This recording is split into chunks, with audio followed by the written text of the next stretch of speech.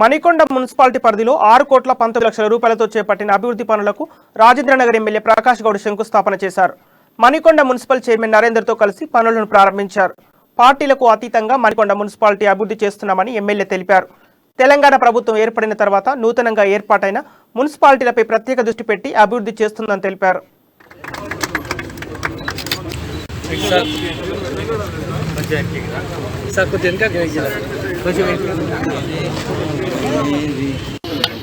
ఈరోజు municipal office roads అన్ని కూడా 6,19,00,000 ఈరోజు ఫౌండేషన్ వేయడం జరిగింది, ఇనాగ్రేషన్ చేయడం జరిగింది. కొన్ని కూడా మున్సిపల్ ఆఫీస్ ఎన్నో రోజులు లేకుండా మీ అందరూ కూడా తెలుసు.